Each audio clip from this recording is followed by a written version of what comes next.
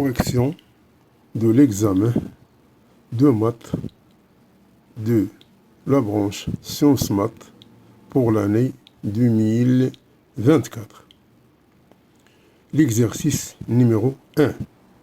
Soit f la fonction numérique définie sur l'intervalle 1 plus infini par f de 1 est égal à 1 demi, et pour tout x appartenant à 1 ouvert plus l'infini, f de x est égal à ln de x sur x carré moins 1.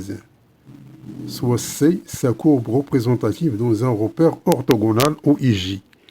Montrez que f est continu à droite au point 1.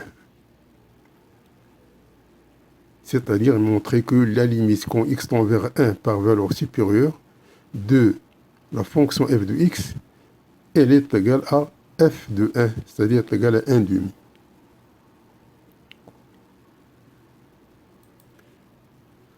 Donc, on a la fonction, elle est définie de cette façon-là. Si x est égal à 1, f de x est égal à 1 demi. Si x appartenant à 1 plus l'infini, f de x, elle prend cette allure. Donc, les limites quand x tend vers 1 par valeur supérieure de f de x, c'est les limites quand x tend vers 1 plus de ln de x sur x carré moins 1.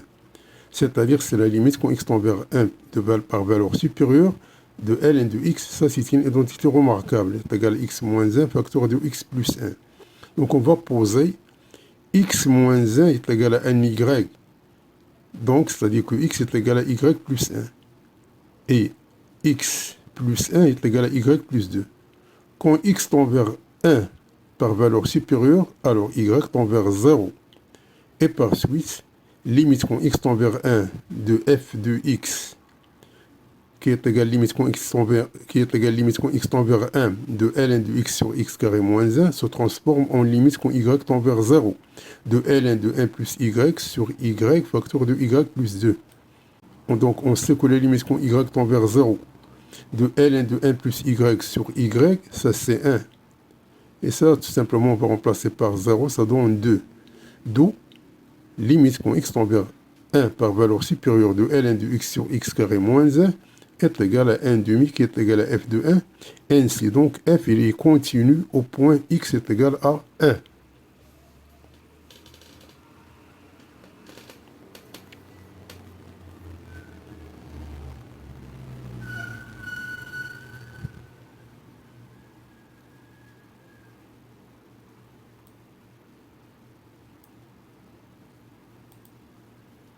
La question numéro 2. Calculer la limite quand x tend vers plus l'infini de f de x. Puis, interpréter le résultat obtenu.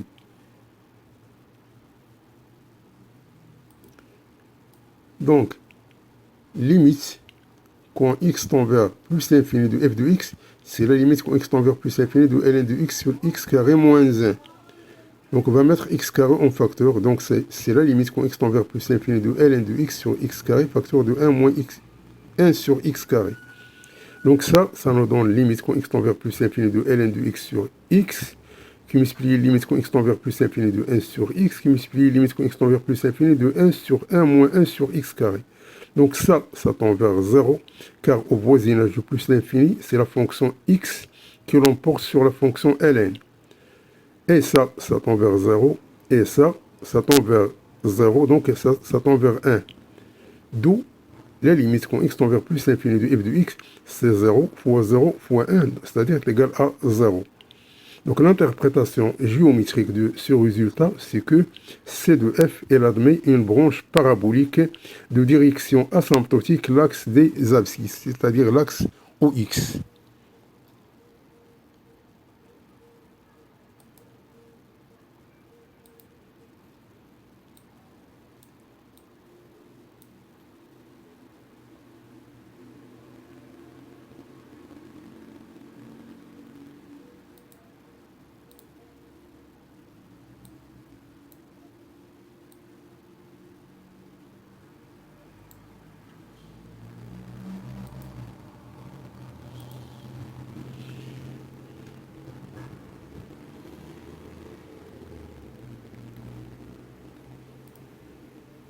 La question 3, soit x appartenant à 1 ouvert plus l'infini.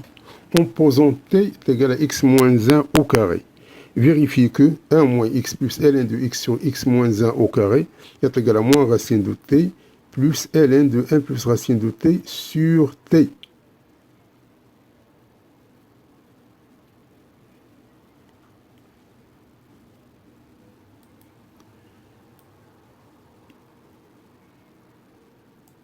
Donc, on a x est appartenant à 1 plus l'infini.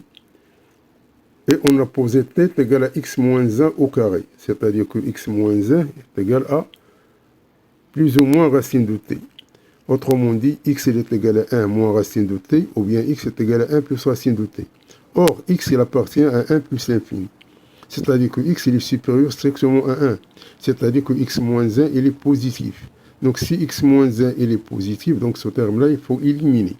Donc ça qui reste, c'est-à-dire x moins 1 il est positif, c'est-à-dire que ce terme-là, donc x est égal à 1 plus racine de t. Donc, on va prendre cette équation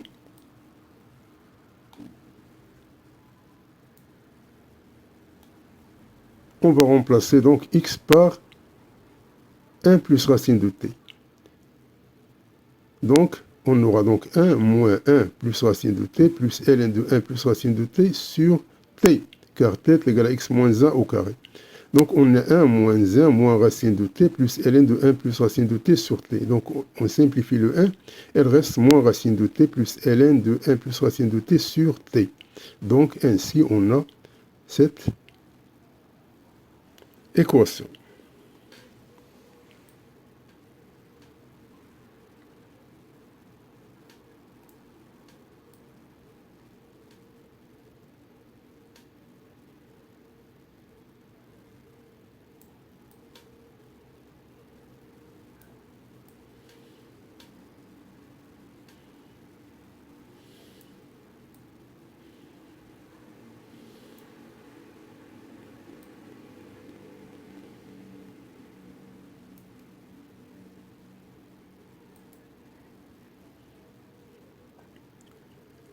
La question B montre que, quel que soit t appartenant à 0 ou vers plus l'infini, alors moins racine de t plus ln de 1 plus racine de t sur t, elle est comprise entre moins 1 demi et moins 1 sur 2 facteurs de 1 plus racine de t.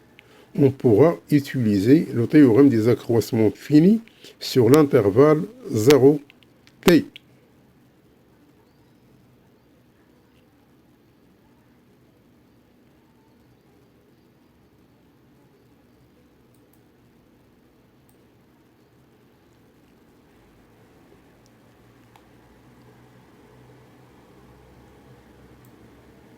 Donc, on a t appartenant à 0 plus l'infini.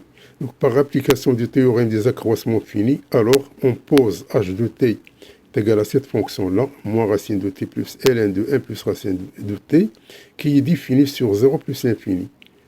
Donc, cette fonction-là, elle est définie sur 0. Donc, on va prendre t. Donc, on va prendre tout simplement la restriction, c'est-à-dire on va prendre l'intervalle 0t, dans laquelle on va appliquer le théorème des accroissements finis. Donc, on a h de t, il est continu sur cet intervalle.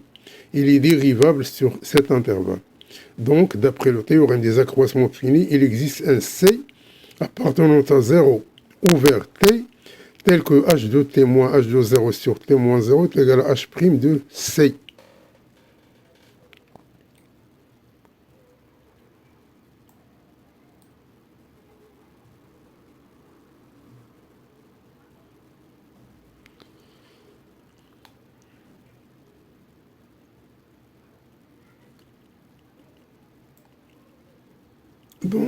Donc, h de t, c'est moins racine de t plus ln de 1 plus racine de t. h de 0, on va remplacer t par 0. Sur t moins 0 est égal à h' de c. Donc ça, tout simplement, il reste moins racine de t plus ln de 1 plus racine de t sur t. Et ça, c'est la dérivée. Donc la dérivée de moins racine de t plus ln de 1 plus racine de t prime au point c.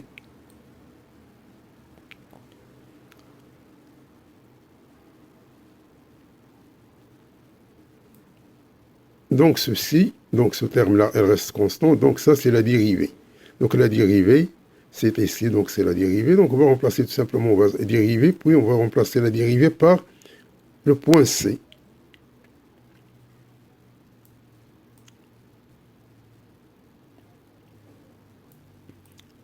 On va trouver que la dérivée, elle est égale à moins 1 sur 2 facteurs de 1 plus racine de C.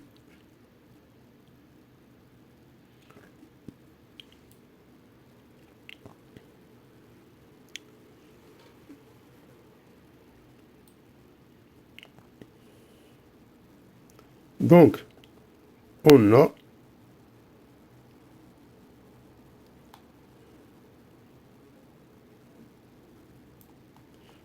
moins racine de t plus ln de 1 plus racine de t sur t est égal à moins 1 sur 2 facteurs de 1 plus racine de c. Et c appartenant à 0, t. C'est-à-dire c est le compris entre 0 et t. Donc 1 plus racine de c, c'est 0 et 1 plus racine de t. Donc l'inverse, 1 sur 1 plus racine de c, c'est 1 sur 1 plus racine de t. Et on a ici 1. On va multiplier par 2. Puis on va multiplier par moins 1. Donc on va inverser l'ordre d'écriture.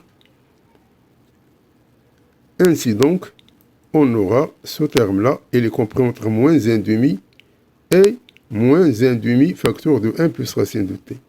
D'où l'expression moins racine de t plus ln de 1 plus racine de t sur t, elle est comprise entre moins 1,5 et moins 1,5 facteur de 1 plus racine de t pour tout t appartenant à 0 plus l'infini.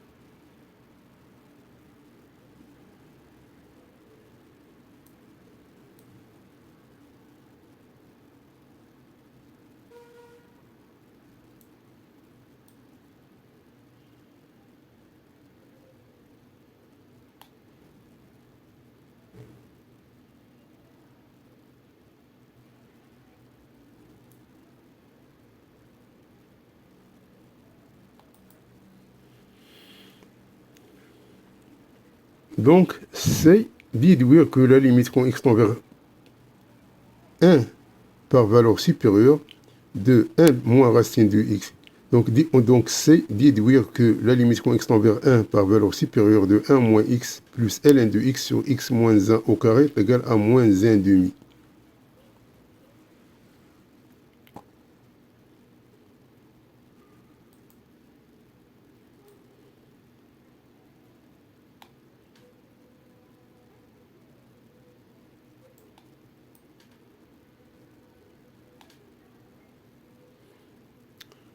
Donc, comme t est égal à x moins 1 au carré, donc limite quand x tend vers 1, revient à dire que t tend vers 0. Donc, on va prendre cette limite-là. Donc, limite quand t tend vers 0 de 1 sur 2 facteur de 1 plus racine de t, ça c'est 1 demi. Donc, avec le moins, ça sera moins 1 demi. Donc, ainsi, on a cette limite, il est encadré entre moins 1,5 et moins 1,5, c'est-à-dire qu'il est égal à moins 1,5. Et ce terme-là, ce n'est rien d'autre que 1 moins x plus ln de x sur x moins 1 au carré. D'où limite quand x tend vers 1 par valeur supérieure de 1 moins x plus ln de x sur x moins 1 au carré est égal à moins 1,5.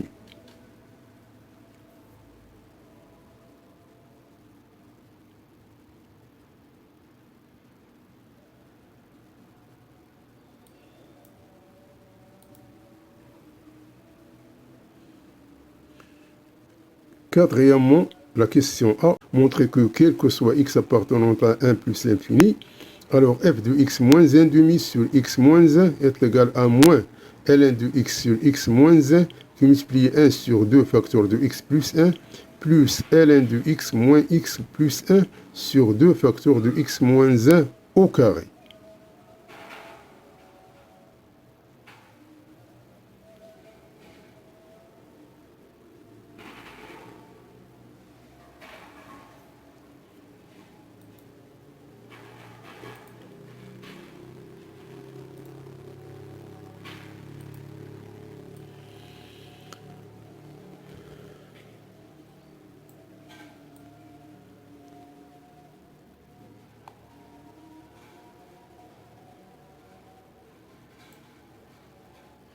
Donc, quel que soit x appartenant à 1 plus l'infini, on a moins ln de x sur x moins 1 qui multiplie 1 sur 2 facteurs de x plus 1 plus ln de x moins x plus 1 sur 2 facteurs de x moins 1 au carré.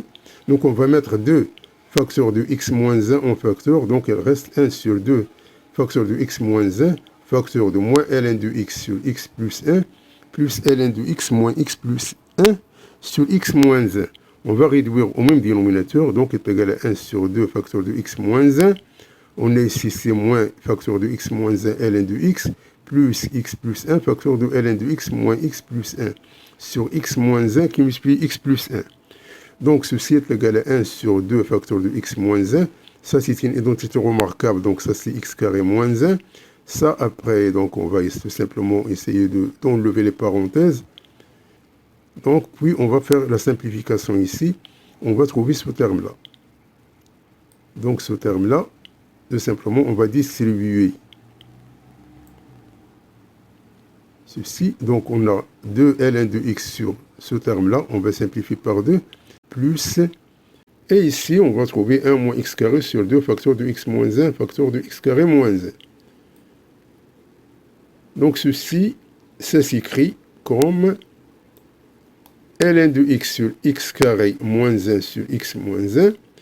Donc tout simplement, on va sortir le moins ici pour changer l'ordre d'écriture, puis on va simplifier.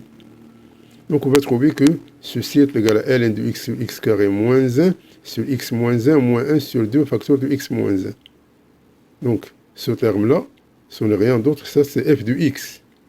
Donc on a x moins 1 ici, x moins 1 ici, donc on va mettre 1 sur x moins 1 en facteur, donc il reste ln de x sur x carré moins 1 moins 1,5. Donc ça c'est f de x moins 1,5, c'est-à-dire qu'il est égal à f de x moins 1,5 sur x moins 1.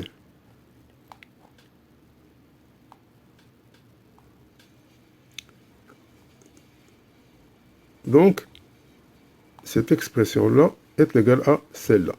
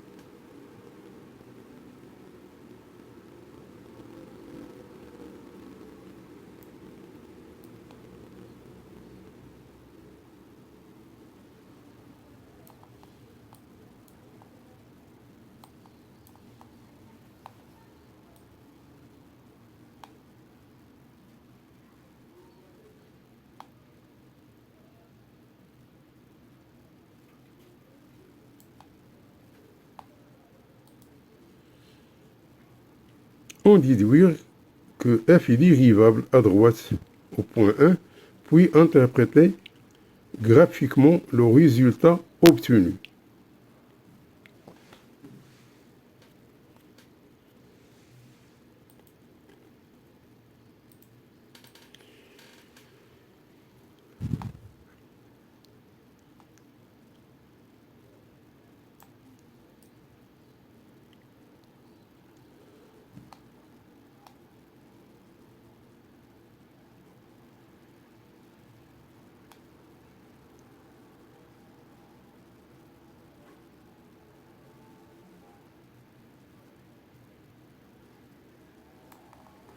Donc, on a f de x moins 1 demi sur x moins 1 est égal à cette expression-là.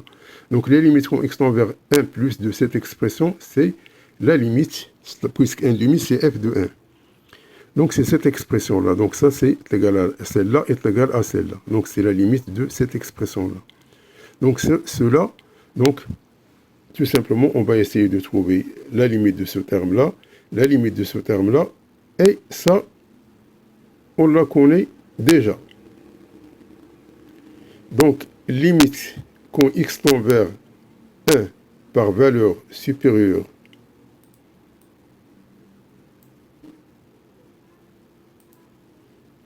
de cette expression-là, c'est tout simplement, on va faire un changement de variable ici. Donc, ça devient limite quand y tend vers 0 de y plus 1 sur y, c'est-à-dire on va poser y est égal à x moins 1. Donc, c est égal à 1. Et ça, lorsqu'on va remplacer par y par 0, ça nous donne 4 ici. Donc ça est égal à moins 1 quart. Donc cette expression-là, au voisinage de 1 plus, ça donne moins 1 quart. Puisque lorsqu'on remplace y par 0, ça nous donne 4. Avec le moins ici, c'est 1, c'est moins 1 quart. Cette expression-là, on a déjà trouvé, elle est égale à moins 1 demi, question A, de la question 3. D'où limite quand x tend vers 1 de f de x moins 1 demi sur x moins 1, c'est-à-dire qu'il est égal à la limite quand x tend vers 1 de f de x moins f de 1 sur x moins 1, donc est égal à moins 1 quart, moins, puisqu'ici on a 1 demi, ici on a 1 demi, ici on a 1 demi, on va les multiplier par moins 1 demi, c'est-à-dire ça devient moins 1 quart. Donc on a moins 1 quart, c'est moins 1 demi. Ça c'est la dérivée à droite au point 1. Autrement dit, donc puisque limite quand x tend vers 1 plus de f de x moins f de 1 sur x moins z égale à f' droite de 1, alors c de f elle admet une demi-tangente au point de coordonnées 1 demi et de pente f' droite en 1 est égal à moins 1 demi. Donc on a une demi-tangente au point 1 demi de pente négative.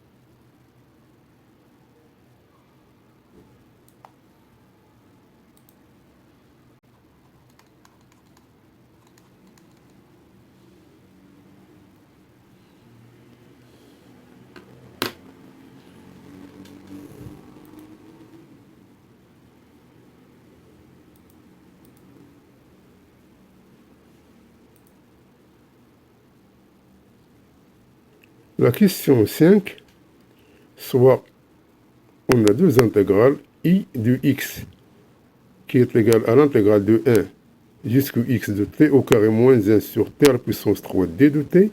Et on a un intégral g de x qui est égal à l'intégrale de 1 jusqu'au x de t au carré moins 1 sur t au carré d de t. Montre que, quel que soit x appartenant à 1 plus l'infini, alors I de x, il est comprise entre 0 et g de x.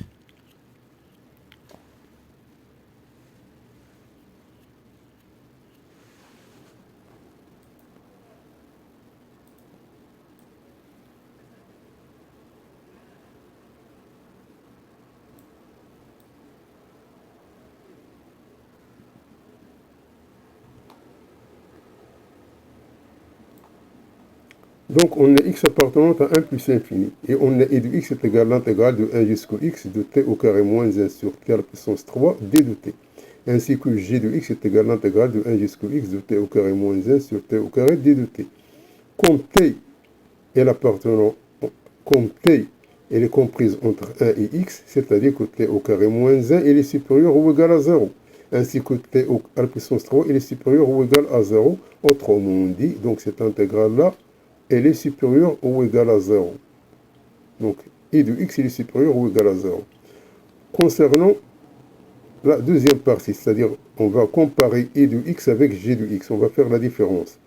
I de x moins g de x, c'est l'intégrale de 1 jusqu'au x de t au carré moins 1 sur t à la puissance 3, moins t au carré moins 1 sur t au carré d de t. On va mettre t au carré moins 1 en facteur, donc ça reste 1 sur t3 moins 1 sur t au carré. On va réduire au même dénominateur. Donc, ça nous donne t au carré moins t3 sur t5. Donc, ça nous donne t au carré moins 1. On va mettre t au carré en facteur. Donc, t au carré sur t5, il reste 1 moins t. On simplifie par t au carré. Donc, on va trouver. Donc, c'est l'intégrale de 1 jusqu'au x de t au carré moins 1, facteur de 1 moins t sur t à la puissance 3. Donc, on a t, il est compris entre 1 et x. Donc, puisque t est compris entre 1 et x, donc t au carré moins 1, il est positif, et 1 moins t, il est négatif. Et t3, c'est toujours positif, c'est-à-dire que ce terme-là, il est négatif. La multiplication, il est négatif, car ce terme-là, il est négatif. Autrement dit, donc I de x moins g de x, il est négatif. Donc, I de x moins g de x, il est négatif, c'est-à-dire que U de x, il est inférieur à g de x. Et puisque U de x est supérieur ou égal à 0, donc on aura cette inégalité. C'est-à-dire que U de x est compris entre 0 et g de x.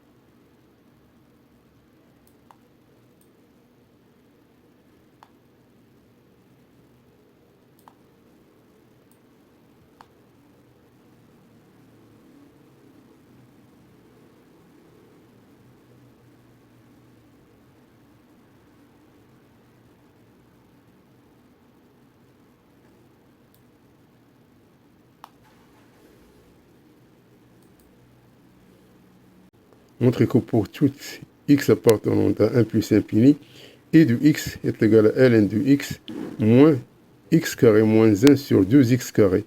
Et g de x est égal à x moins 1 au carré sur x.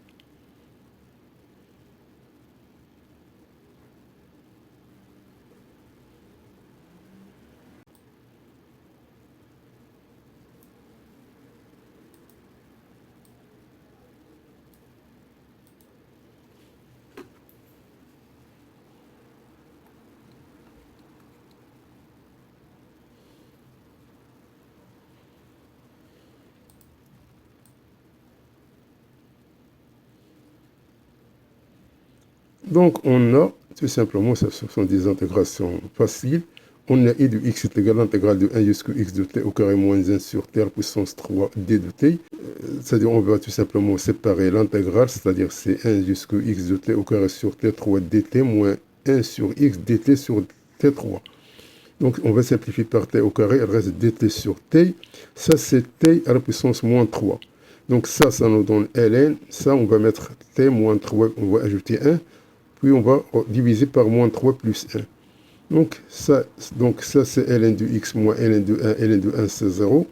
Et ça, c'est tout simplement moins 1 sur 2 facteur de x carré moins 1.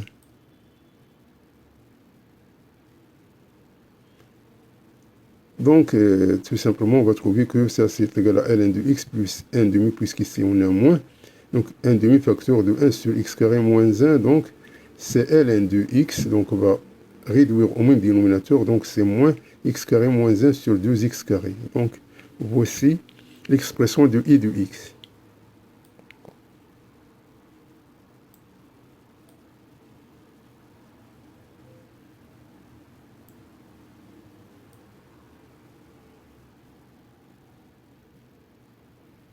De la même façon, g de x, c'est l'intégrale de 1 jusqu'au x de t au carré moins 1 sur t au carré d de t. Donc, on va séparer l'intégrale. Donc, c'est t au carré sur t au carré dt et dt sur t au carré.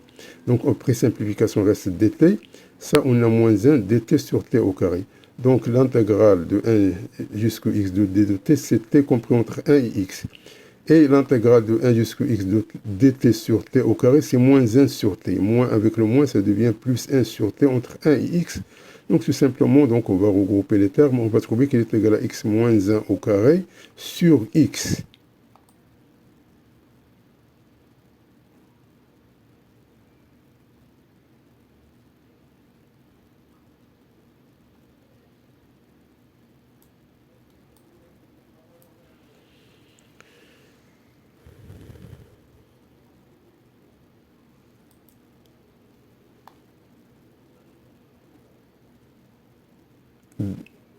Donc, la question, c'est montrer que quel que soit x appartenant à 1 plus infini, alors f' de x est égal à moins 2 sur x plus 1 au carré et de x sur g de x.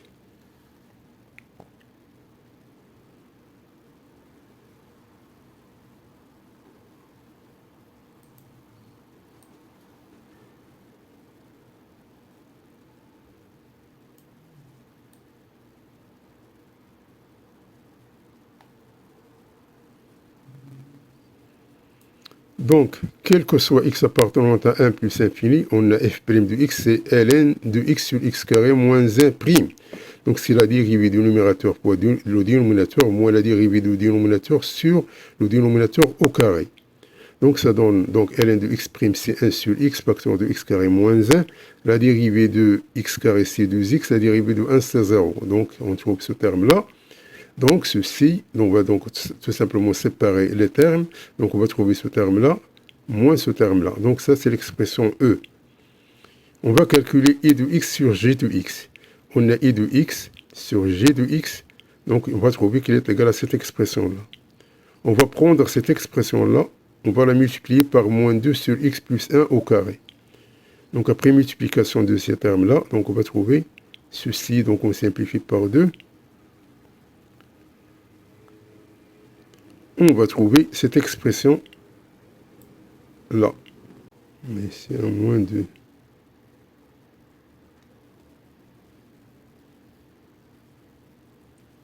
C'est moins 2. C'est moins 2. Ici, c'est moins 2. Donc, on voit que le E et le F sont similaires.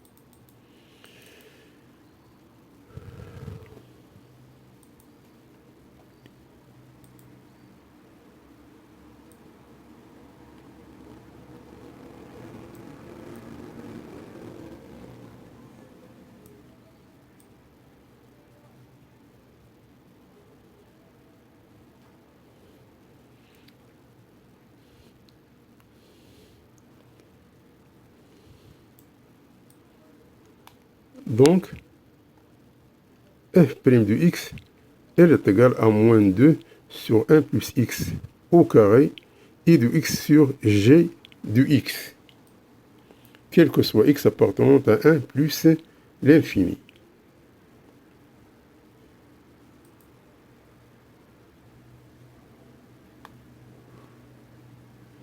On déduire que, quel que soit x appartenant à 1 plus l'infini, alors f' de x, il est compris entre moins 1,5 et 0.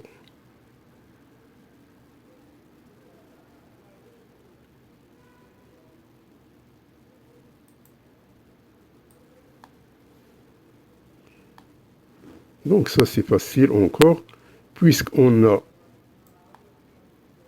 e de x il est compris entre 0 et g de x, c'est-à-dire que e de x sur g de x il est compris entre 0 et 1. Donc on va la multiplier par moins 2 sur 1 plus x carré, donc après, donc on va trouver qu'elle est comprise entre moins 2 sur 1 plus x carré et 0.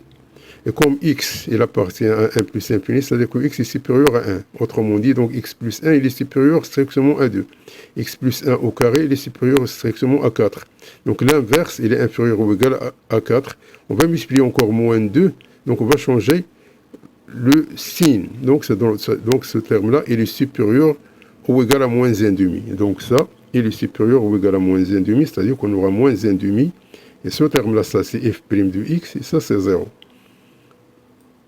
D'où f' de x, il est compris entre moins 1,5 et 0.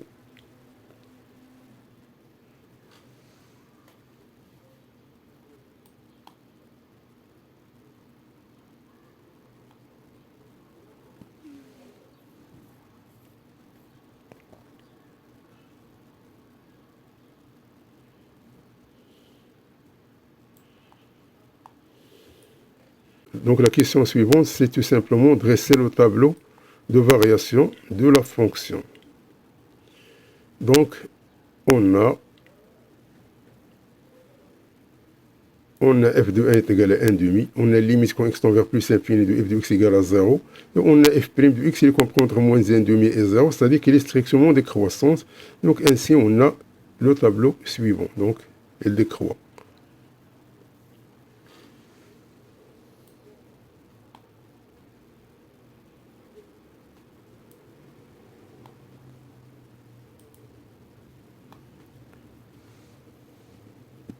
La question 6b, donc tracer la courbe. Donc on a le tableau de variation. Donc puisqu'on a la table de variation, donc on va tout simplement tracer la courbe. Donc 1, c'est 1,5, plus infini, c'est 0. Ça, c'est la demi-tangente au point 1.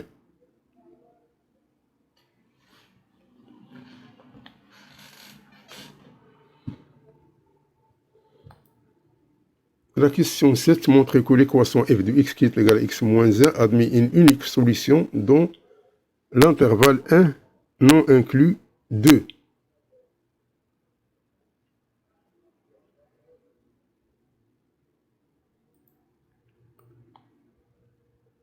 Donc, on pose g de x, la fonction qui est égale à f de x moins x plus 1. Donc, g de x, il est continu sur l'intervalle 1 et 2. Elle est dérivable sur cet intervalle. Et on a g' de x et f' de x moins 1. Et comme 1, 2, il est inclus dans 1, et comme l'intervalle 1, 2, il est inclus dans l'intervalle 1 plus infini, où la fonction f' de x, il est compris entre moins 1,5 et 0. Donc, tout simplement, on va retrancher 1 de part et d'autre de l'égalité. C'est-à-dire qu'on aura f' de x moins 1, il est compris entre moins 1,5 moins 1, et ici 0 moins 1. Donc ça c'est moins 3,5, ça c'est moins 1, c'est-à-dire que g' de x, il est négatif. Autrement dit, donc g', elle est négative, c'est-à-dire que g, elle est décroissante sur l'intervalle 1, 2. De plus, on a g de 1, c'est f de 1 moins 1 plus 1, c'est-à-dire c'est f de 1, c'est 1,5, il est positif. Et g de 2, c'est f de 2 moins 2 plus 1, c'est ln de 2 sur 4 moins 1, c'est ln de 2 sur 3 moins 1, c'est négatif. C'est-à-dire que le produit, il est négatif. Donc si le produit, il est négatif, autrement dit, donc c'est de g, Il coupe l'axe OX en un seul point A qui est appartenant à un demi. Donc, G de X, elle est décroissante, c'est-à-dire qu'il est monotone. Donc, si il est monotone, donc G de, donc, puisque G, elle est monotone et elle vérifie que les critères suivants, c'est-à-dire que G de X égale à 0, elle admet une solution unique sur l'intervalle 1 et 2. Donc, G de X, c'est tout simplement f de X moins X plus 1, c'est-à-dire que f de X qui est égal à X plus 1, c'est-à-dire que f de X qui est égal à X moins 1, elle admet une solution unique dans l'intervalle ouvert 1, 2.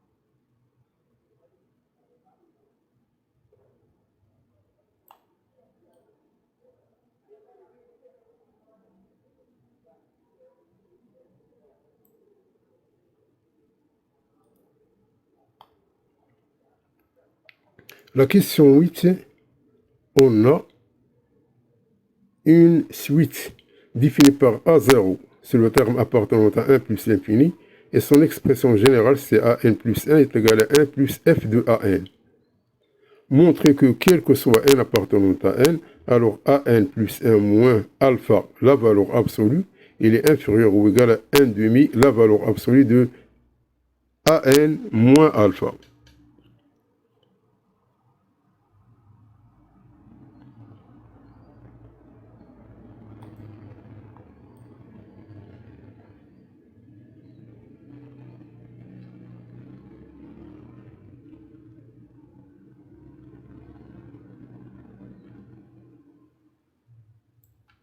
Donc AN, c'est la suite définie par AN pour tout n appartenant à n étoile, par A0 appartenant à 1 plus infini, et quel que soit n appartenant à n, AN plus 1 est égal à 1 plus Fn.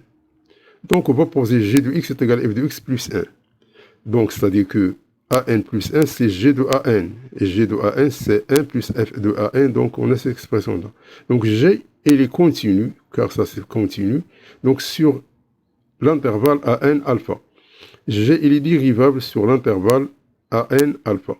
Donc d'après le théorème des accroissements finis, alors il existe un cas appartenant à l'intervalle AN alpha, tel que G de AN moins G de alpha, il est inférieur ou égal à un majorant, ça c'est un majorant normalement, donc ça c'est la valeur absolue de G' de K AN moins alpha.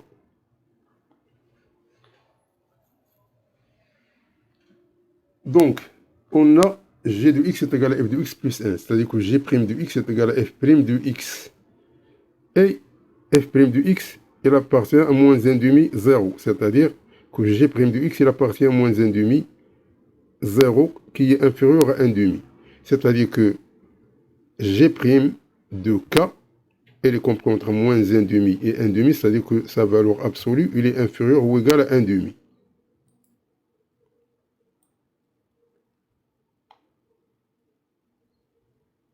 Donc, tout simplement, donc, on a donc G de AN, c'est F de AN plus 1. G de alpha, c'est F de alpha plus 1, inférieur ou égal à 1 demi, facteur de la valeur absolue de AN moins alpha. Donc, 1 plus F de AN, c'est AN plus 1, moins alpha, moins f de alpha plus 1 inférieur ou égal à 1 demi facteur de la valeur absolue de an moins alpha. Or, f de x il est égal à x moins 1. C'est-à-dire que f de alpha, c'est f de alpha, c'est alpha moins 1. Donc, f de alpha plus 1 est égal à alpha. Donc, ce terme-là, il est égal à alpha. Et par suite, on aura donc an plus 1 moins alpha, la valeur absolue, il est inférieur ou égal à 1 demi facteur de la valeur absolue de an moins alpha, quel que soit n appartenant à n.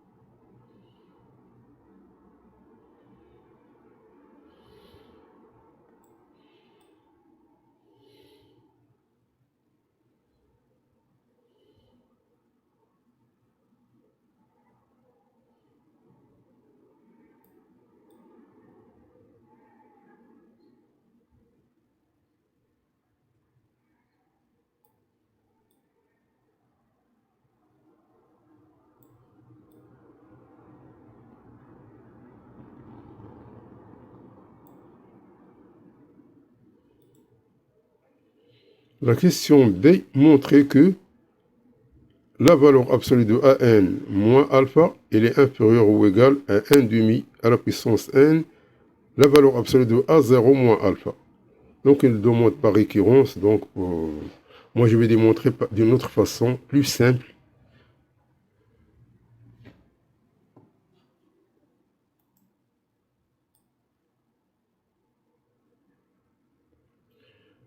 Donc, on sait que an plus 1 moins alpha, il est inférieur ou égal à 1 demi à n moins alpha. C'est-à-dire, si on change an plus 1 avec an, on aura ici an, on aura ici an moins 1. Donc, si on met ici an moins 1 moins alpha, on aura an moins 2 alpha. Si on met ici an moins 2, an moins 3, et ainsi de suite. Donc, on aura des termes. Donc, par exemple, a1 moins alpha, c'est 1 demi, a0 moins alpha. Donc, on va faire la multiplication, terme à terme. Donc, on aura des simplifications. C'est-à-dire que ce terme-là, il se simplifie avec ça. Donc, il reste an moins alpha, il reste les n demi n fois, qui va multiplier a0 moins alpha.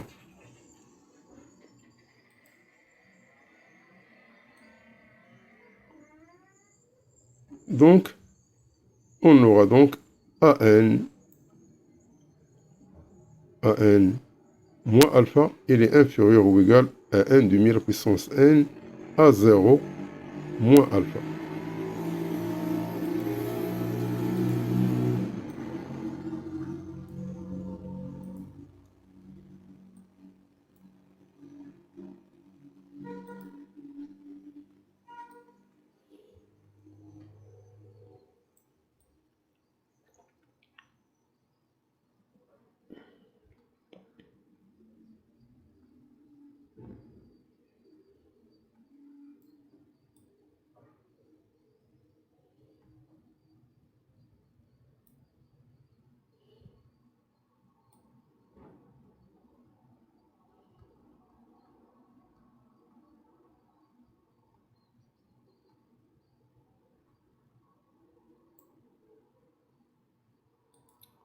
Donc la question C dit dire que la suite AN elle est convergente. Donc, c'est-à-dire que trouver est-ce qu'elle a une limite ou bien non. Si elle a une limite, elle est convergente. Si elle n'est pas limite, donc elle est divergente. Donc, on a n moins alpha, il est compris entre n demi à la puissance n à 0 moins alpha. C'est-à-dire qu'on va enlever la valeur absolue, c'est-à-dire que an,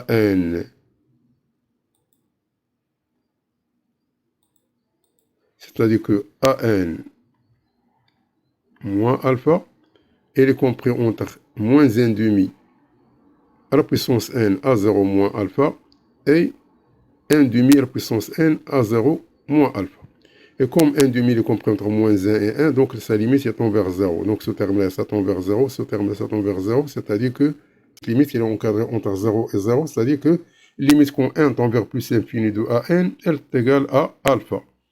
Donc alpha c'est une constante, c'est-à-dire que la suite il est convergence, et sa limite c'est alpha.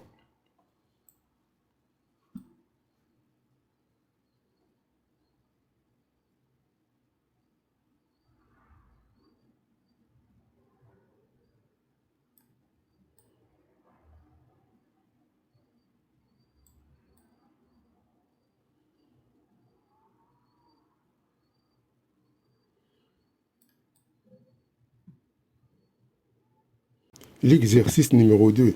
Soit f la fonction numérique définie sur l'intervalle 0,1 par f de x est égal à l'intégrale de 0 jusqu'à x de l'exponentielle de t au carré d de t. La question 1a montre que f est continue strictement croissante sur l'intervalle 0, 1.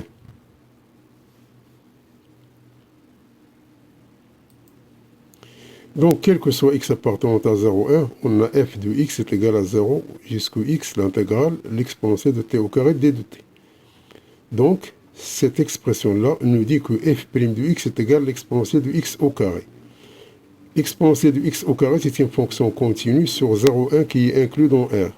Donc, f' de x qui est égal à e de x, il est dérivable sur 0, 1. Donc, s'il est dérivable, donc elle est continue. Parce que toute fonction dérivable, elle est continue. Et comme l'exponentielle de x au carré, elle est toujours positive, quel que soit x, donc f' de x, elle est positive. Autrement dit, donc f, elle est continue et strictement croissante sur l'intervalle 0, 1.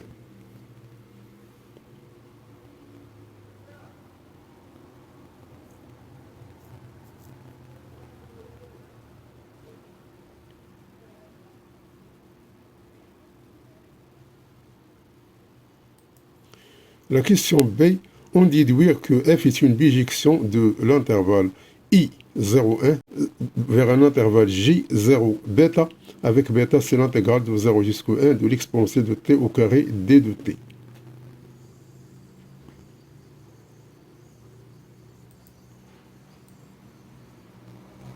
Donc, puisque f est continue et strictement croissante sur 0,1, donc f c'est une bijection de l'intervalle i 0,1 vers un intervalle j. Et puisque f est croissant, donc l'intervalle j, tout simplement, c'est l'image de f de i. C'est-à-dire que j est égal à f de 0, f de 1. C'est-à-dire que f de 0, c'est l'intégrale 0, 0, l'exponentielle de t au carré d de t. Et l'intégrale de 0, 1, l'exponentielle de t au carré d de t. Ça est égal à 0 et ça est égal à bêta. Donc, f, c'est une bijection de i qui est 0,1 vers l'intervalle j qui est égal à 0 bêta, avec bêta est égal à l'intégrale de 0 jusqu'au 1, l'exponentielle de t au carré d de t.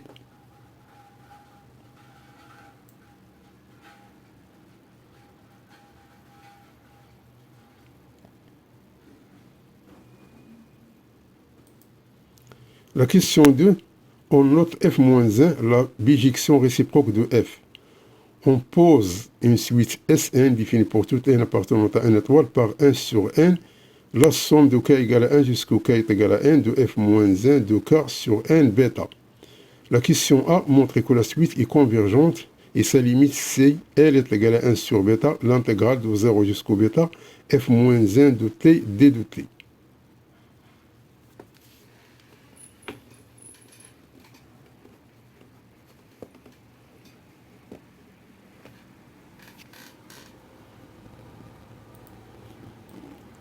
Donc, f-1, c'est la fonction réciproque de la fonction f. Et la suite Sn, elle est définie de cette façon-là. Donc, d'après Riemann, on a l'intégrale de a jusqu'au b de f de t d de t, c'est b-a sur n, la somme de k égale à 1 jusqu'au n de f de a plus k facteur de b-a sur n. Donc, on va prendre ici la fonction f de t, c'est f-1 de t, et le a, c'est 0 et le b c'est bêta. Donc autrement dit, donc cette intégrale se transforme en 0 jusqu'au bêta. de f moins 1 de t d de t est égal à bêta moins 0 sur n, la somme de k égale à 1 de f moins 1 de 0 plus k bêta moins 0 sur n. Donc, c'est-à-dire qu'il est égal à bêta sur n, la somme de k égale à 1 jusqu'au n de f moins 1 de k bêta sur n. Donc, ce terme-là est égal à n sur bêta, l'intégrale de 0 jusqu'au bêta de f moins 1 de t d de t. Et comme cette expression-là, elle figure dans l'expression de Sn. Donc, on a ainsi Sn qui est égal à 1 sur R, la somme de k égale à 1 jusqu'au n de f moins 1 de k bêta sur n. Donc, c'est-à-dire que ce terme-là, il est égal à n fois Sn. Donc, on va remplacer ce terme-là par n Sn. Donc, on aura n Sn est égal à n sur bêta, l'intégrale de 0 jusqu'au bêta f moins 1 de t d de t. On simplifie par n. Et il reste que Sn est égal à 1 sur bêta, l'intégrale de 0 jusqu'au bêta f moins 1 de t d de t.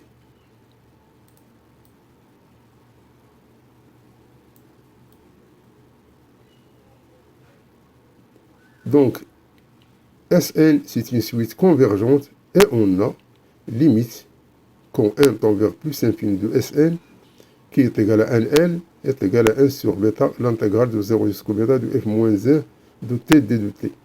D'où, donc, Sn elle est convergente et sa limite, c'est 1 sur bêta, l'intégrale de 0 jusqu'au bêta f moins 1 de t d de t.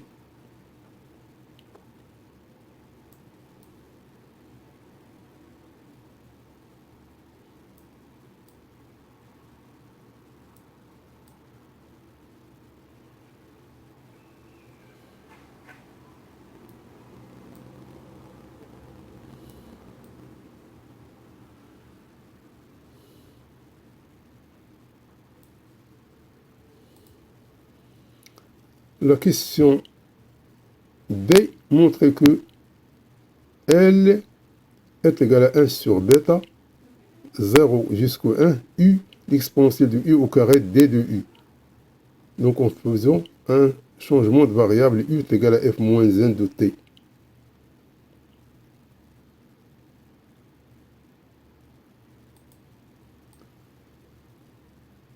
Donc on a L est égal à 1 sur bêta, l'intégrale de 0 jusqu'au bêta f moins 1 de t d de t. On va poser ça est égal à nu, c'est-à-dire que f de u est égal à t. C'est-à-dire que d de f de u, c'est d de t. d de f de u, c'est f' de u, d de u, dt. Or, f' de u, c'est l'exponentielle de u au carré. D'où d de f de u est égal à l'exponentielle de u au carré d de u, d de t. Donc, on va changer les bornes. Quand t égale à 0, alors, on aura donc u est égal à f moins 1 de 0. Et quand t égale à bêta, on a u est égal à f moins 1 de bêta. Or, on sait que f moins 1 de 0, ça c'est 0. Car j est égal à 0, bêta qui est égal à f moins 1 de 0, f moins 1 de bêta.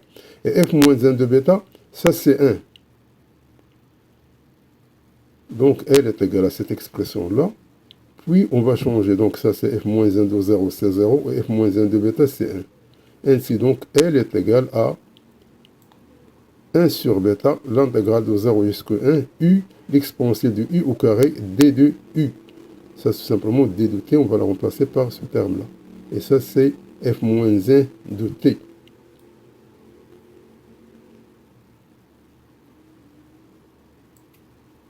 Donc ça, f moins 1 de t, on va la remplacer par u.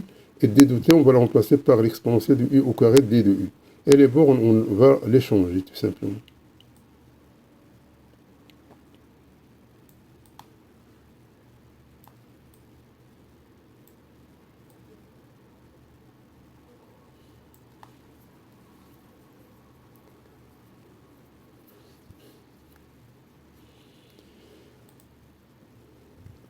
On dit que L est égal à 1 moins 1 sur 2 bêta.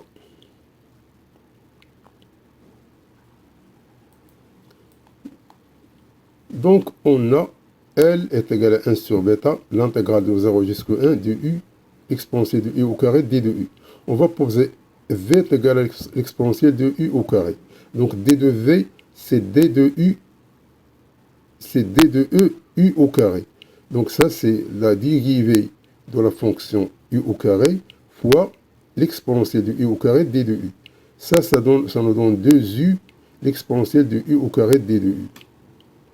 Ainsi donc, cette expression-là, c'est-à-dire U, l'exponentielle de U au carré d de U, c'est dv sur 2. Donc on va changer encore les bornes. Donc c'est U égale à 0. Donc V est égal à E de 0, c'est 1. CU est égal à 1. V est égal à E à la puissance 1, c'est E. Donc la limite qui est égale à 1 sur bêta 0 jusqu'à 1, U, l'exponentielle de U au carré d de U, devient 1 sur bêta, l'intégrale de 1 jusqu'à E, 1 demi d de V. Donc ça, c'est tout simplement, on va sortir le 1 demi, ça nous donne 1 sur 2 bêta. L'intégrale de 1 jusqu'à E d de V, c'est V entre 1 et E, c'est-à-dire c'est E moins 1 sur 2 bêta.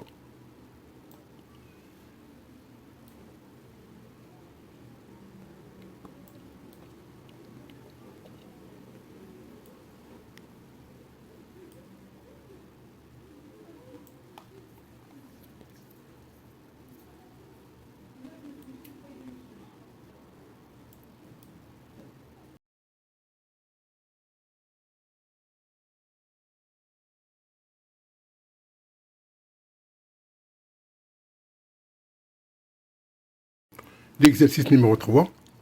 Dans un plan complexe OUV, on considère l'équation E alpha, z au carré moins 2i z plus alpha égale à 0. Alpha, c'est un nombre complexe. Donc la partie 1 montre que le discriminant de l'équation E alpha et delta est égal à moins 4 facteur de 1 plus alpha.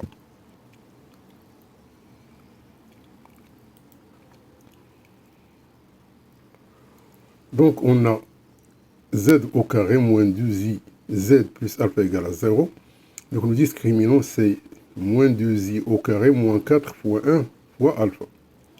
C'est-à-dire ça c'est 4 i au carré c'est moins 1, c'est moins 4 alpha. C'est-à-dire c'est moins 4 facteur de 1 plus alpha.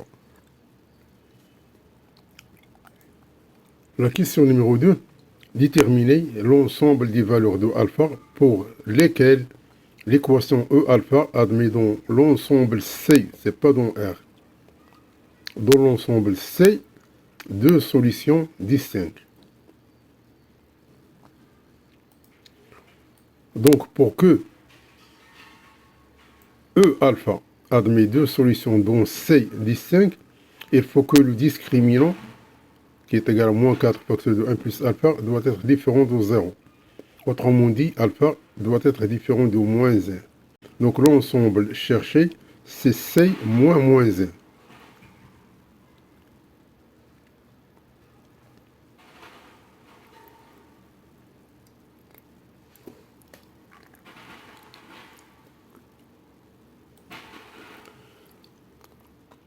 On note Z1 et Z2, les deux solutions de l'équation E alpha.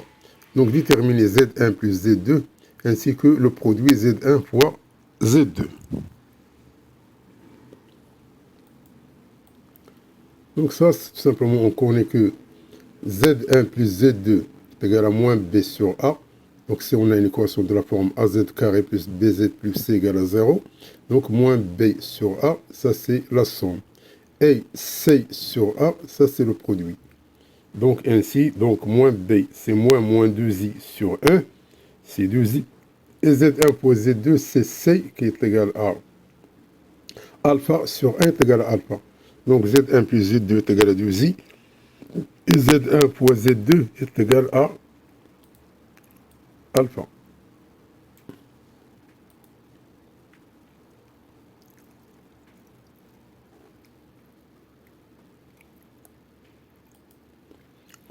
La partie 2, soit oméga d'affixe alpha, M1 d'affixe Z1 et M2 d'affixe Z2. On suppose que alpha est égal à m au carré moins 2m avec m si c'est un réel. La question A, déterminer Z1 et Z2 en fonction de m.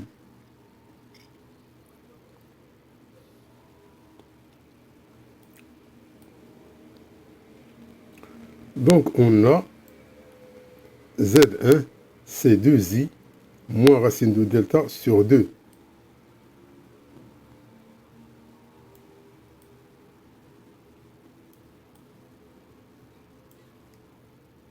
Donc c'est cette partie-là.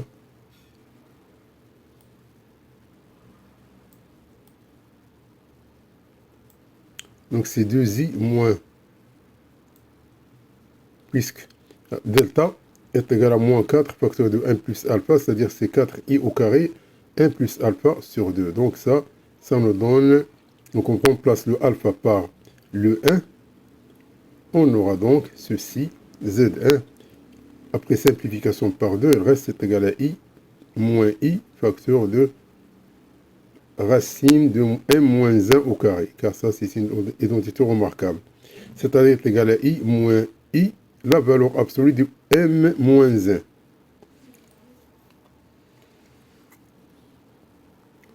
Or, delta, elle est égale à moins 4 facteur de alpha plus 1. Et alpha est égal à m au carré moins 2m, c'est-à-dire que delta est égal à moins 4 m moins 1 au carré, qui est négatif. Donc delta, il est négatif. Donc si delta, il est négatif, cela entraîne que moins m moins 1 au carré, il est négatif, c'est-à-dire que ce terme-là, il est positif. Donc ce terme-là, il est positif, c'est-à-dire que m moins 1, la valeur absolue est égale à m moins 1. Donc ici, m moins 1, on va le remplacer par m moins 1. D'où Z1 est égal à I moins I facteur de M moins 1, c'est-à-dire est égal à I facteur de 2 moins M. Donc pour Z2, tout simplement, on va changer le signe ici. Au lieu de moins, c'est plus. On va trouver qu'il est égal à IM. Ainsi donc, Z1, elle est égal à I facteur de 2 moins M. Et Z2 est égal à I qui multiplie M. On peut l'inverser. On peut mettre ça, c'est Z1. Ça, c'est Z2, puisqu'il n'y a pas de condition proposée pour Z1 et Z2.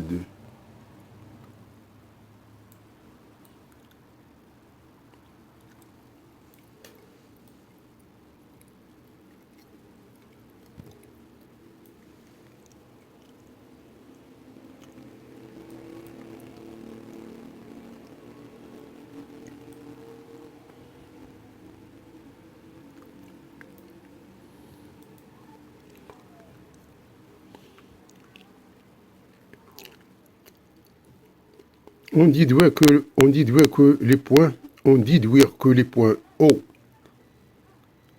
M1, M2 sont alignés. O d'affixe 0, M1 d'affixe Z1 et M2 d'affixe Z2. Ils sont alignés. Donc on a O d'affixe 0, M1 d'affixe Z1 et M2 d'affixe Z2. C'est-à-dire que Z au M1, c'est Z1 moins Z0. C'est-à-dire que Z1 est égal à I facteur de 2 moins M. Et Z du vecteur au M2, c'est Z2 moins Z0, c'est Z2 est égal à IM. Et M, il est différent de 0. Car M2 et M1, les trois points sont différents, ils ne sont pas confondus. C'est-à-dire que on aura donc M est différent de 0, c'est-à-dire qu'on peut diviser ce terme-là par ce terme-là. Donc après simplification d'ici, il reste que Z au M1 sur Z au M2 est égal à 2 moins M sur M. Ça c'est un réel, puisque M appartenant à R, donc c'est un réel, d'où Z au M1 est égal à K, Z au M2, cela se traduit par O M1, M2, ce sont 10 points alignés.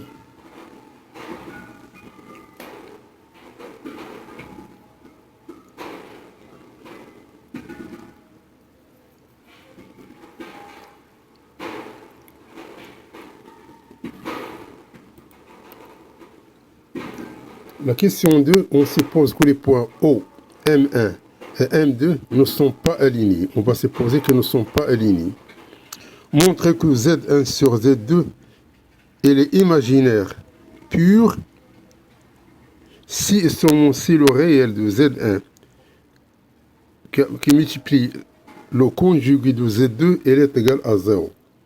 Donc Z1 sur Z2 il est imaginaire pur si et seulement si réel de Z1 qui multiplie le conjugué de Z2 égale à 0.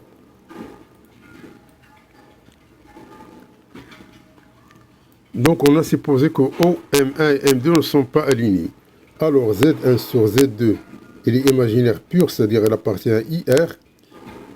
Cela signifie donc pour que Z1 sur Z2 appartient à IR, il faut que le réel de Z1 sur Z2 égale à 0. Donc le réel de Z1 sur Z2 égale à 0, on va multiplier par Z2 bar, le numérateur et le dénominateur. Donc c'est réel de Z1, Z2 bar sur Z2, Z2 bar. Ça c'est le module au carré. Et comme Z2 est égal à IM, donc le module de Z2 au carré est égal à M au carré qui est différent de 0. Donc puisque les points ne sont pas alignés. Donc on a le module et les différents de 0. C'est-à-dire que ce terme-là, pour qu'il soit égal à 0, il faut que le réel de Z1, Z2 bar, qui est égal à 0. Car ça, il est différent de 0. Donc autrement dit, donc Z1 sur Z2, il est imaginaire pur si et seulement si Z1, Z2 bar est égal à 0.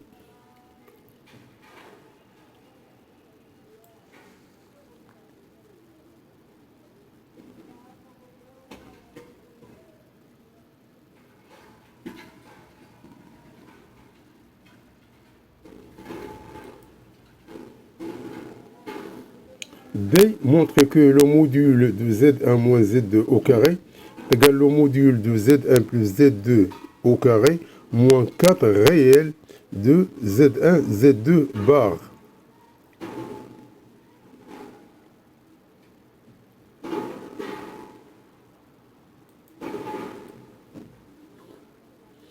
Donc tout simplement ça c'est du calcul. Donc on a Z1 moins Z2, c'est I facteur de 2 moins M moins IM. Donc c'est égal à 2i facteur de 1 moins m. On va prendre ça, le module au carré. Donc ça c'est le module. Elle va nous donner 4 facteurs de 1 moins m au carré. On a Z1 plus Z2. Donc c'est l'addition, va nous donner 2i. C'est-à-dire que Z1 plus Z2, le module au carré, c'est 4. On a le réel de Z1, Z2 bar. C'est le réel de I2 moins m. Et Z2 bar, c'est moins IM.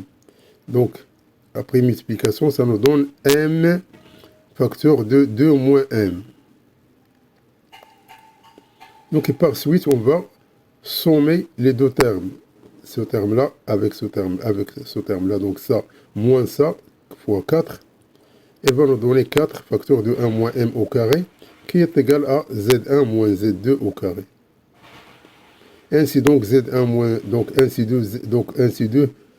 donc, le module de Z1 moins Z2 au carré est égal au module de Z1 plus Z2 au carré, moins 4 fois le réel de Z1, Z2 bar.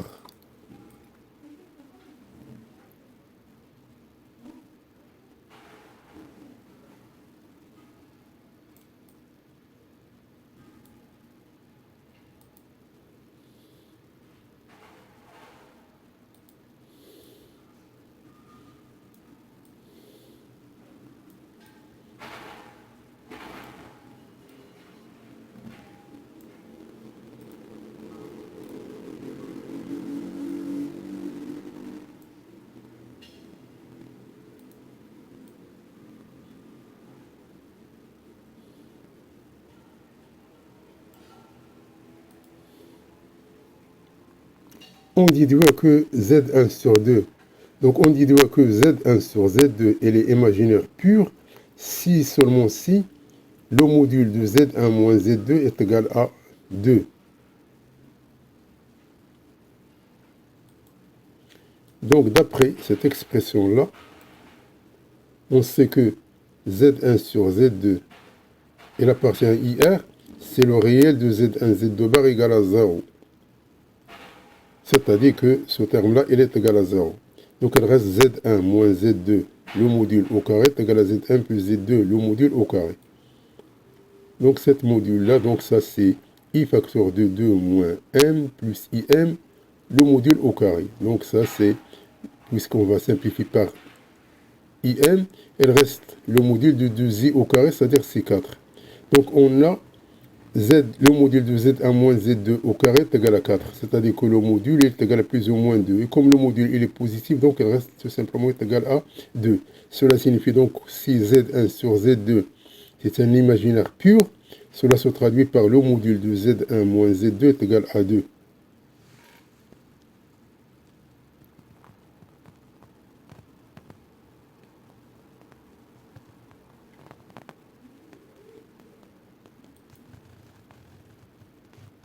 Montrer que Z1 moins Z2 au carré est égal à delta.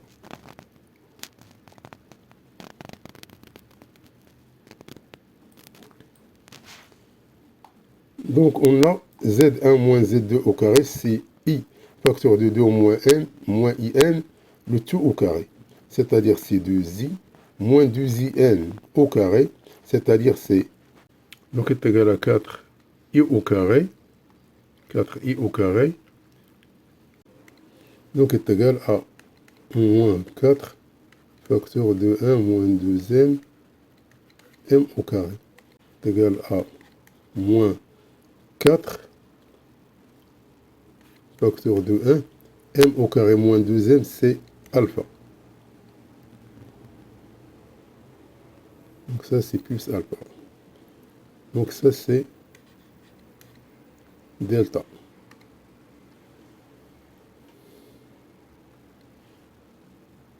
Donc est égal à delta. Donc Z1 moins Z2 au carré est égal à delta.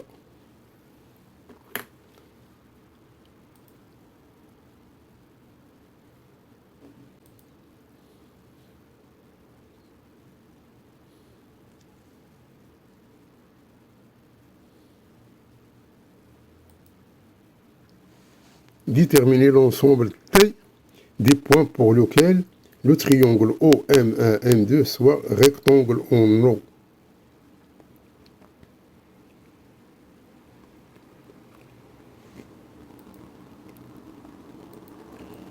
Donc on a le triangle OM1, M2 et les rectangles en O.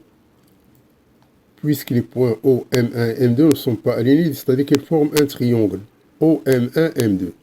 Vu que le triangle est rectangle en O, donc on a OM2, OM1 est égal à argument de Z1 moins Z0 sur Z2 moins Z0. Z0, Z0, donc ça c'est 0, ça c'est 0. Donc il reste argument de Z1 sur Z2.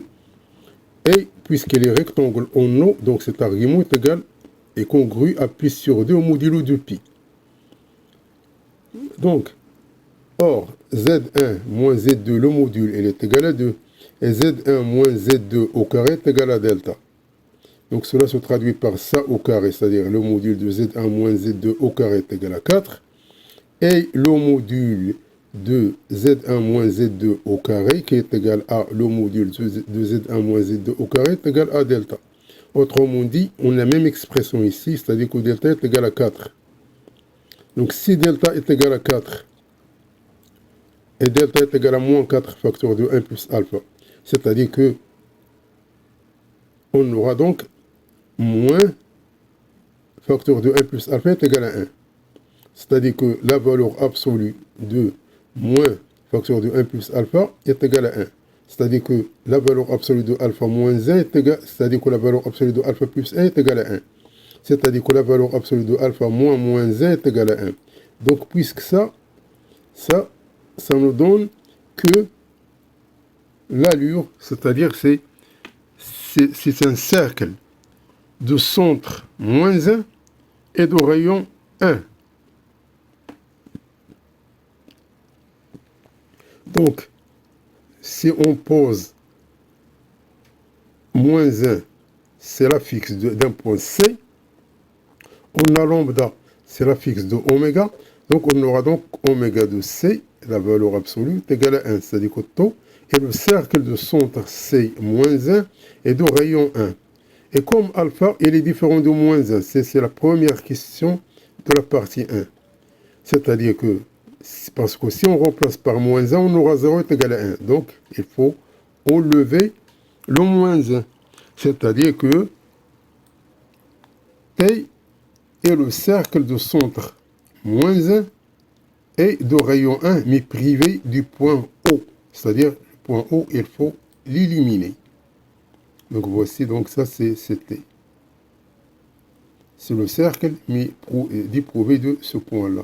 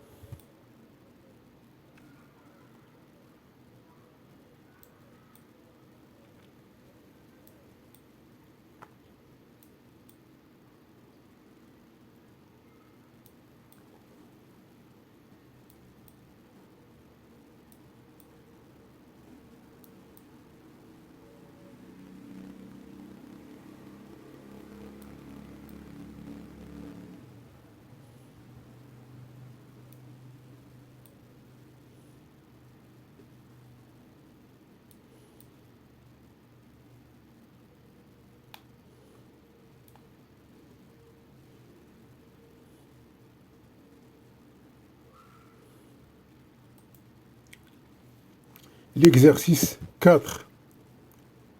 On considère dans C croix C étoile la loi de composition interne T définie par quel que soit le couple AB et le couple CD appartenant à C croix C étoile au carré, alors le couple AB T, le couple CD, c'est A qui multiplie D bar plus C virgule BD. D étant le conjugué d'un nombre complexe D. Vérifie que le couple I2, T, le couple 1, I est égal à 2I. Puis calculer 1I, T, I2. Et le B déduire que la loi T n'est pas commutative et que la loi T, elle est associative. Donc, on a les questions A, B et C.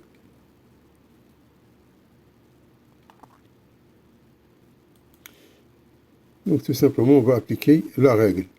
Donc, on a I2, T1, I. Donc, d'après cette expression, donc on va prendre le premier terme qui multiplie le conjugué ici, plus le C, c'est-à-dire plus le 1. Aussi, on a BD, c'est-à-dire que 2 fois I, c'est 2I. Donc ça, c'est le I bar de 1, c'est moins I. Donc I fois moins I, c'est I moins I au carré. Moins I au carré, c'est 1. Donc on a 1 plus 1, c'est 2. Et c'est 2I. Donc d'où le couple 1 de T1I, c'est 2I. Le couple 1I, TI2, on va prendre le premier avec le conjugué de la dernière, c'est-à-dire le conjugué de 2, c'est tout simplement 2. Plus le C, c'est-à-dire plus le I, puis on va prendre le P, le B fois D, c'est-à-dire le I fois 2, ça fait 2I. Donc on aura donc 1 fois 2 plus I et 2I, c'est-à-dire 2 plus I et 2I. Donc comme ce terme-là, il est différent de ce terme-là, autrement dit, ce terme-là, il est différent de ce terme-là. Autrement dit, donc, T est non commutatif, donc C croix C étoile.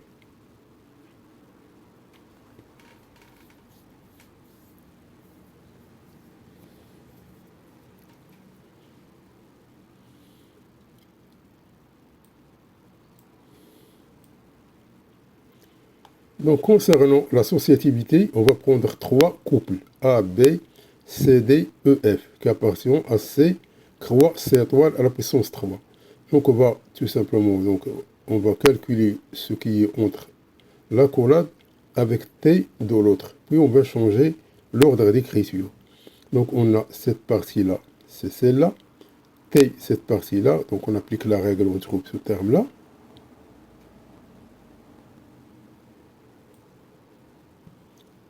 Et maintenant, on va sortir le AB, on va mettre ça entre crochets. Donc ça, on calcule d'abord ça, le premier. Puis on va la composer avec AB. On va trouver que ce terme-là. Donc on voit que ce terme-là, c'est ce terme. Autrement dit, ces deux expressions sont égales. C'est-à-dire que la loi T, elle est associative. Donc C, croix, C étoile. Donc c'est tout simplement des calculs.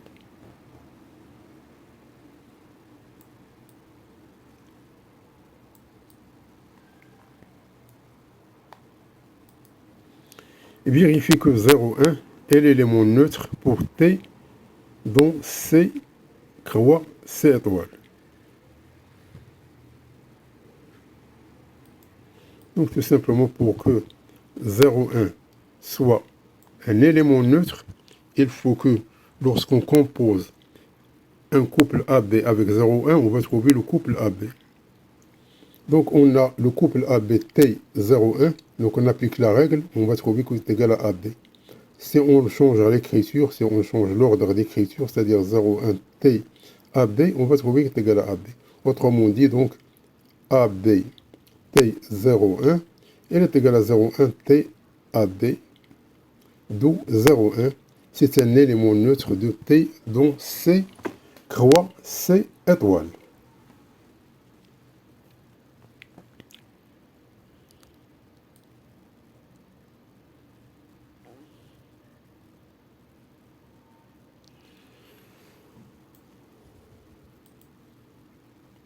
Montrer que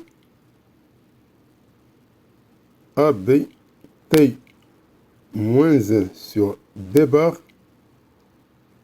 montre que AB T moins 1 de A sur B bar 1 sur B, elle est égale à 0,1.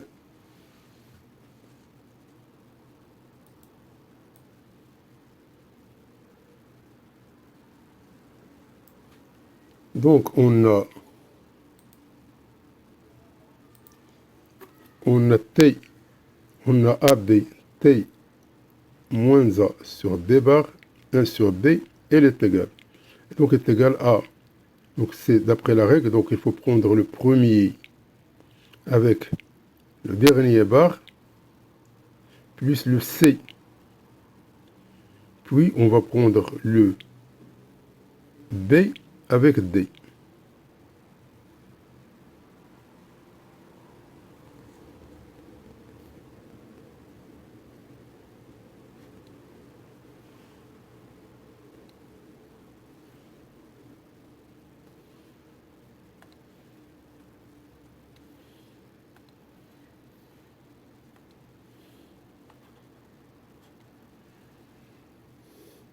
Donc ça nous donne, donc, puisque les B,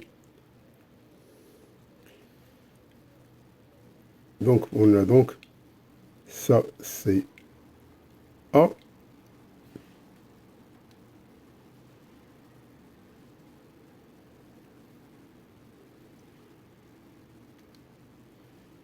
donc ça c'est A sur B bar,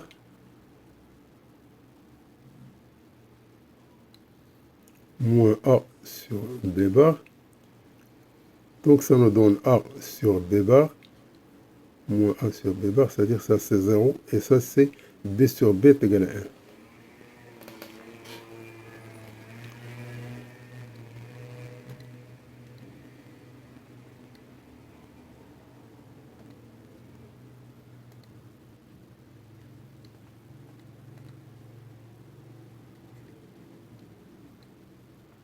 Donc d'où moins A sur B, 1 sur B, c'est un élément symétrique de AB.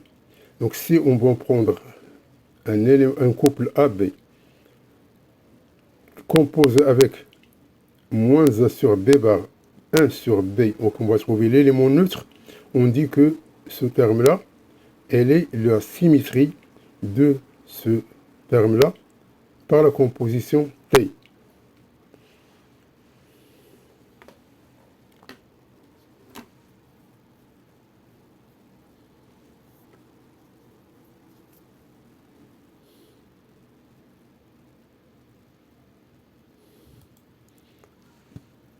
Montre que C croix C étoile avec la composition T est un groupe non commutatif. Donc, on a T, c'est une loi de composition interne. On a T, elle est associative dans C croix C étoile. On a T, elle possède un élément neutre 0,1 dans C croix C étoile. Chaque élément neutre de C croix C étoile admet une symétrie dans C étoile. Donc ça c'est un groupe. Donc si T vérifie ces 4 critères, alors qu'on dit que C croix C étoile menu de T, c'est un groupe. Et puisque T n'est pas commutative, donc on dit que ce groupe est non commutatif. Donc C croix C étoile avec la composition T, c'est un groupe non commutatif.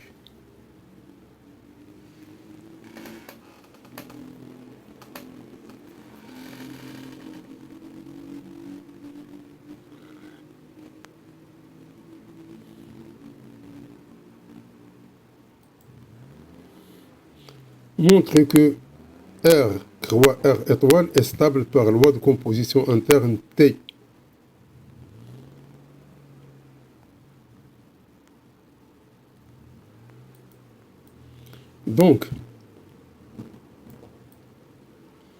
Donc soit A, B, C, D, ce sont deux éléments de R croix R étoile.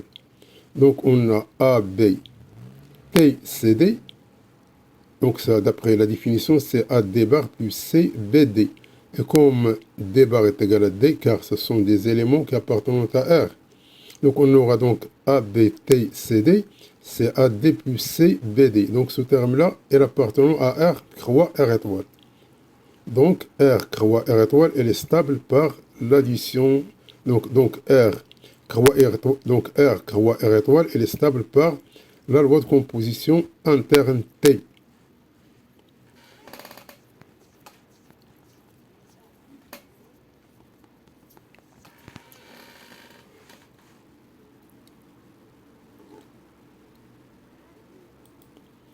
Donc, montrer que R croix R étoile est un sous-groupe du groupe C croix C étoile T.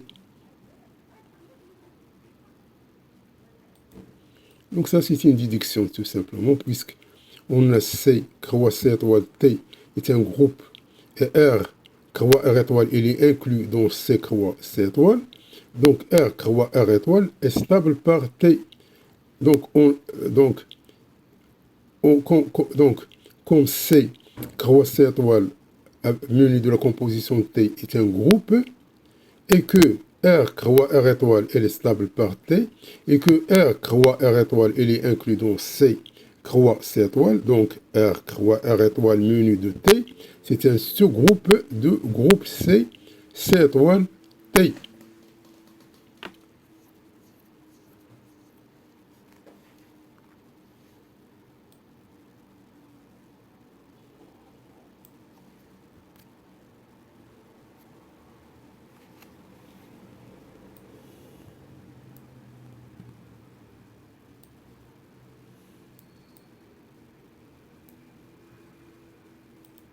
Dernière question, c'est l'exercice 5, soit P et Q deux nombres premiers distincts, et R un entier naturel premier avec P et Q. Montre que P divise RP moins 1 moins 1, et que Q divise R à la puissance Q moins 1 moins 1.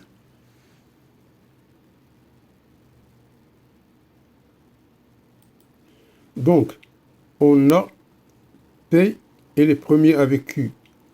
Et on a R et les premiers avec P. C'est-à-dire que le produit, c'est-à-dire que la division, c'est-à-dire que le diviseur de R et P est égal à 1, et le diviseur de R et Q est égal à 1. Avec R, c'est un naturel. Donc d'après Fermat, on a CP, donc d'après Fermat, P est le premier, et P et le diviseur de P avec R est égal à 1. Donc cela se traduit par R de P moins 1. Donc cela se traduit par R à la puissance P moins 1, et il est congru à 1 modulo P. C'est-à-dire que le R à la puissance P moins 1 moins 1, il est congru à 0 modulo P. C'est-à-dire que P, il divise R à la puissance P moins 1 moins 1. De la même chose, on trouve que Q, il divise R à la puissance Q moins 1 moins 1.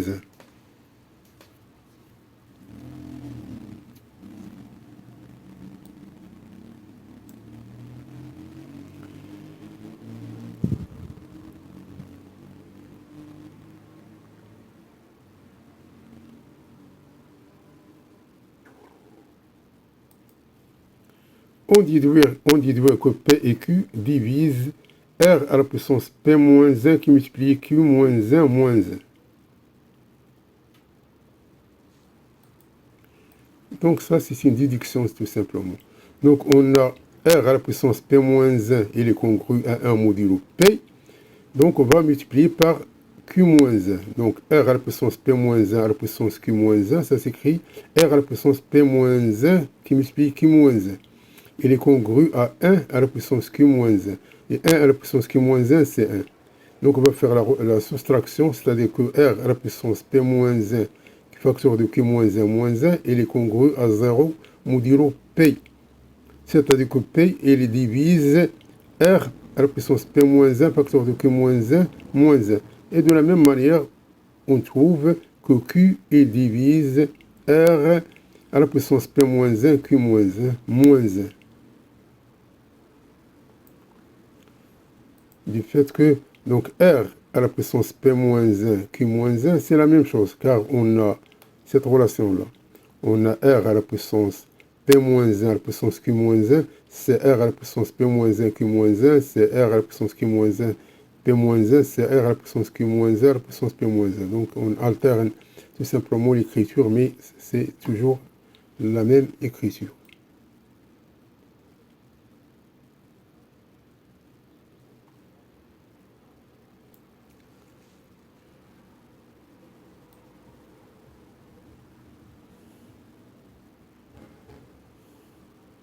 Donc on a P, elle divise R à la puissance P moins 1, facteur de Q moins 1 moins 1, et Q, il divise R, facteur de Q, il divise R à la puissance Q moins 1, facteur de P moins 1, c'est-à-dire que P et Q, ils divisent R à la puissance P moins 1, Q moins 1 moins 1.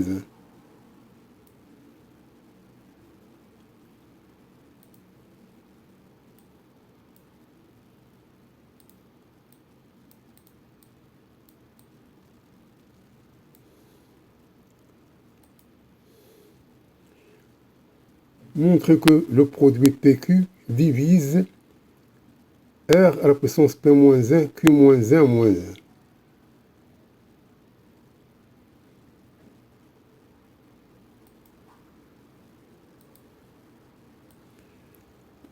Donc, on a R à la puissance P moins 1, Q moins 1 moins 1, il est congru à 0 modulo P. Et que R à la puissance P moins 1, facteur de Q moins 1 moins 1, il est congru à 0 modulo Q. C'est-à-dire que R P moins 1, Q moins 1 moins 1, il est congru à 0 modulo PQ. Avec P, elle est premier avec Q. Autrement dit, donc, PQ, il divise R à la puissance P moins 1, Q moins 1 moins 1.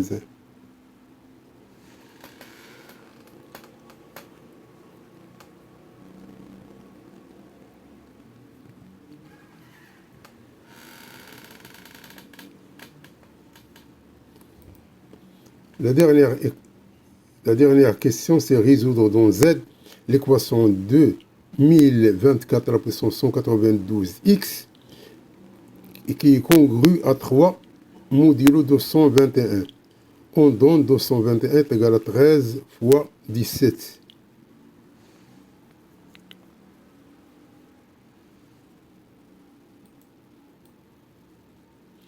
Donc, on a x appartenant à z. On a 2024 à la puissance 192x est congru à 3 modulo 221. Et 221, c'est 13 fois 17. Donc, on a 221 est égal à 13 fois 17.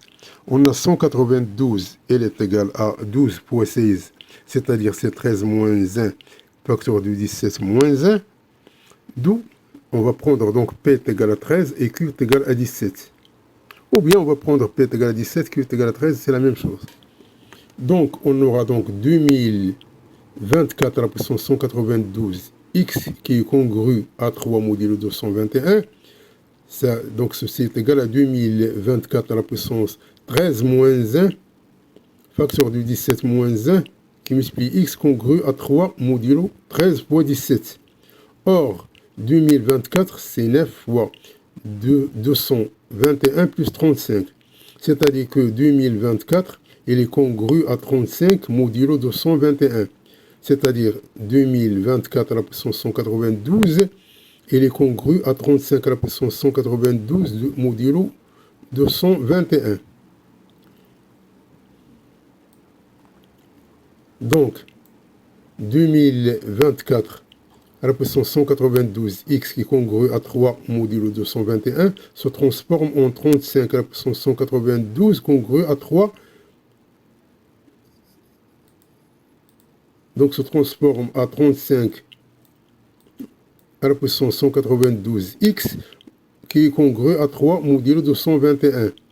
C'est-à-dire que 35 à la puissance 13 moins 1 facteur du 17 moins 1 x est congru à 3 modulo 221. Et d'après C, on a R à la puissance P moins 1 facteur de Q moins 1, il est congru à 1 modulo P de Q. C'est-à-dire que 35, ici le R est égal à 35. C'est-à-dire que 35 à la puissance 13 moins 1, 17 moins 1, il est congru à 1 modulo 221. Donc, ce terme-là, on va le remplacer par 1. Donc, tout simplement, donc cette équation, elle devient 1x est congru à 3 modulo 221, c'est-à-dire que x est congru à 3 modulo 221. Donc, puisque x appartenant à z, donc les solutions sont x est égal à 3 plus 221k. Avec k, c'est un élément de z.